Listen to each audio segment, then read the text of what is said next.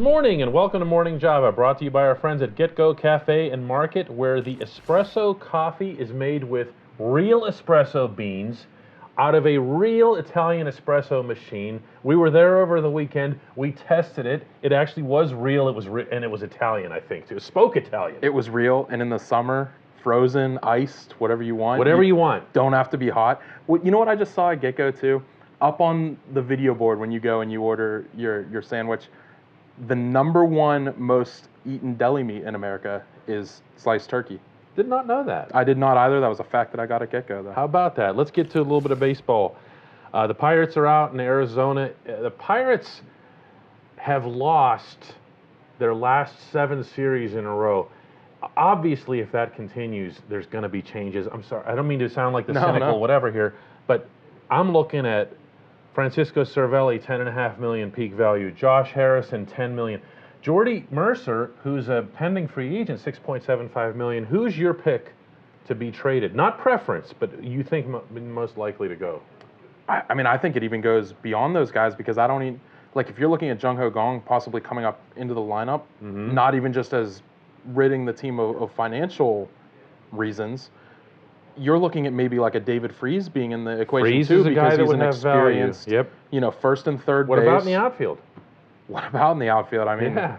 The Starling Marte's next on the pay list, by the way, and you've got a center fielder, at least it looks like it, in Austin Meadows. Yeah, no, they do. I don't think that the Pirates, the Penguins don't have a center fielder. I don't think that the Pirates can get away with trading Starling Marte at any point in the near future, regardless of cost. Why?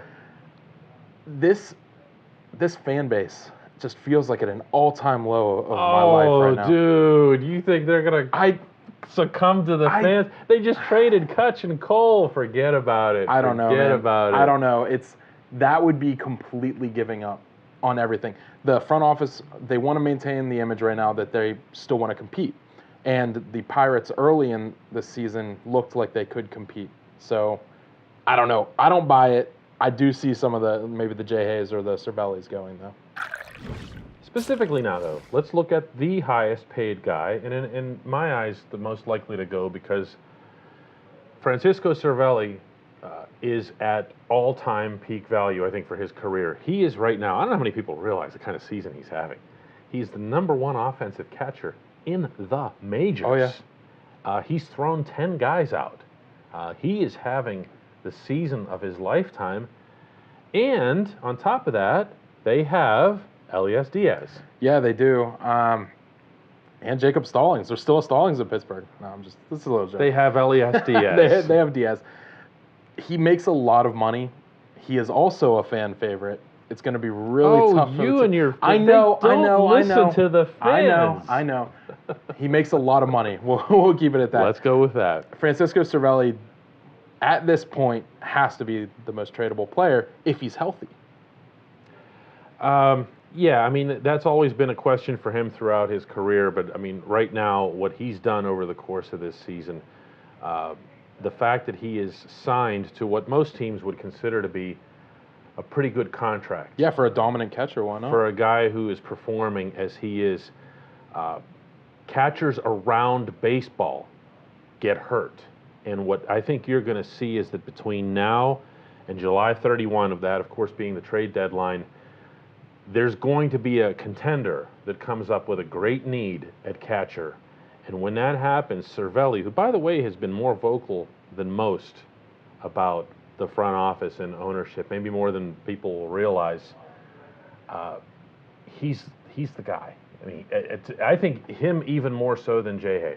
Yeah, no, I think he gets a bigger return right now. And that, too. Jay Hay missing the period of time that he did set him back a little bit. He's still Jay Hay. Yeah, he's hitting the ball better. Somebody would want Jay Hay. This isn't somebody you'd have to ask somebody to take. Same thing with Jordy Mercer would be a little different category because he's a rental.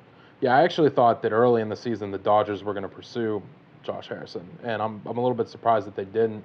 And now, they're going to start getting healthy.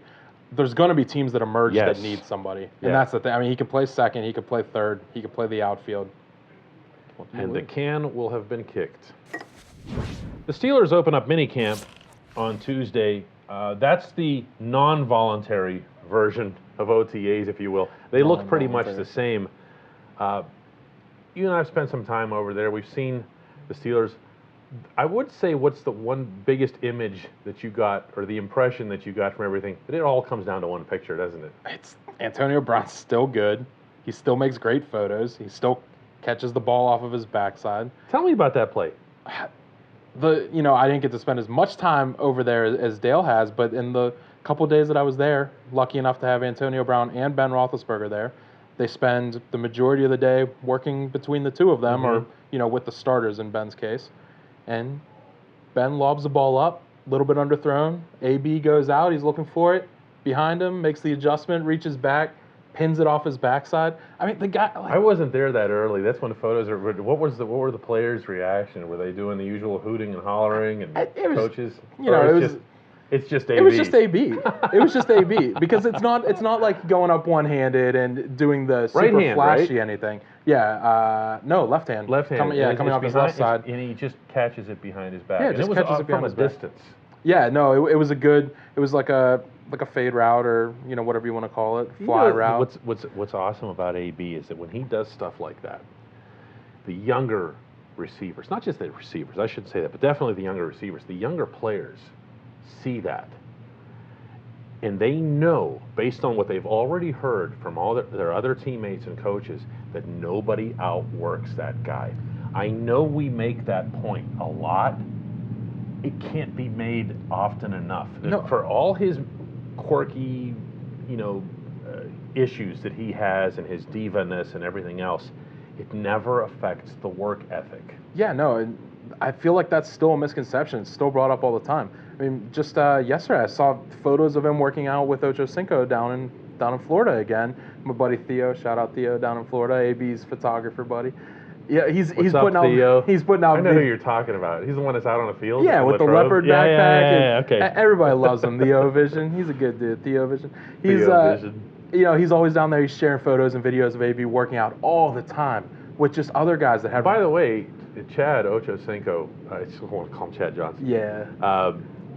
Nobody outworked him. No, that's the thing. When he was with Cincinnati, and he drives. He's like, for you hockey fans, he'd be like the Gary Roberts of that genre right now. Just drives people hard. Yeah, no, it's great. We see just a number of athletes working out with him. Mm-hmm. I think all that misconception is still there. He works so hard, and I think that's one of the reasons that AB wanted to get Le'Veon Bell to camp and say, like, even if you don't want to work out, like, come spend time here, because you can make an impact on these guys, because he sees the impact that he makes on everybody else. Everyone on the hockey portion of this staff, including these two guys, got their Stanley Cup picks wrong. We all picked Vegas. So let's talk about something that Vegas did wrong in return, meaning the Vegas bookies. They've picked the Lightning to win in 2019. They haven't picked them. You know how the odds are set. They're trying to set a betting line. They're trying to set action. They think that the Lightning will do that. Are the Lightning really the favorites? Does Kucherov play a full 82 games? I'm not talking about injury-wise. Does he perform a full 82 games plus playoffs? He scored a lot of points. Yeah, in the first two-thirds of the season. Yeah, he fell off a little bit. He was okay in the playoffs. He wasn't the Lightning's issue. He wasn't why they lost. No, I don't know. But he wasn't the Ovechkin or the Crosby. He wasn't like the elevating Here's superstar. the thing. When the Lightning came together after the trade deadline, they didn't really come together. Like, Steve Yzerman went and he made great video game GM moves. He really did. He brought back together the 2014 Rangers defense, and everything looked wonderful on paper. And then they did what they were supposed to do against the Devils. But they just didn't, even going back to the regular season, something there was off. But the talk around Pittsburgh is that Brassard was off. Maybe he works next year. Yeah. So maybe the Lightning, maybe everything clicks. Maybe they spend the offseason becoming a team, and maybe they do work next year. I'll go this far. I'll say Pittsburgh versus Winnipeg in the final. He chose that this year, or this past season, so I'm betting against that. I actually chose the Lightning this season. Oh, did you? Yeah. Wait, for the bracket, or at the I'm beginning talking about pretty much from the beginning. Okay. I really thought the Lightning. This was even before Yzerman made the moves. Sunday. I think that the Penguins, and partly because of the conversation I had with Jim Rutherford last week, in hearing him talk with the confidence that he did and the specifics that he did about his roster, he really believes, and I know that through extension that Mike Sullivan believes, that they still have a world-class roster. I think that's a fair assessment of the Pittsburgh Penguins at this point. Yeah, no, they do. The level of talent that they have is world freaking class. But you and I also talked on the podcast that there are pieces that need to be moved, and there are pieces that kind of have to be brought in just to make them able to compete through that What are long those? season. Well, we talked about Connor Sherry. You need to upgrade Connor Sherry to a different type of player that fits and makes the Penguins more rounded. I agree with that. However, if you go back to some of what Jim was saying, where he wants scoring balance on all four lines, that's the funny part. And I know you're feeling on Sherry not being able to create his own offense, where if he's on the first line, he creates a lot of offense. If he's not, he doesn't. So maybe that's the reason that you move Sherry and try to get somebody who's capable of creating individual offense. Or providing something else. Something else. Something They that adds to the scoring. team. That's the point. They want scoring depth to come from all four lines. And that means, I think, an end to the grinder types like Rowney, like Kuhnhackl, who are just basically used as, the fourth line is just storage for penalty killers. They're going to challenge Brassard to kill penalties. Mark my words. I think they're going to continue to challenge, I should say, Zach Aston-Reese to kill penalties.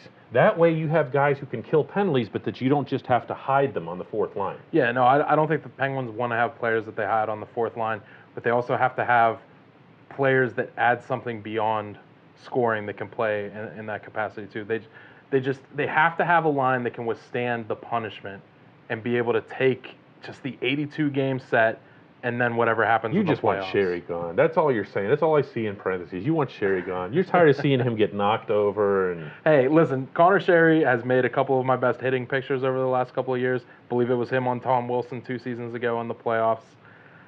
He plays big for his size, but he definitely plays big for his size, but he might not be part of the answer moving forward.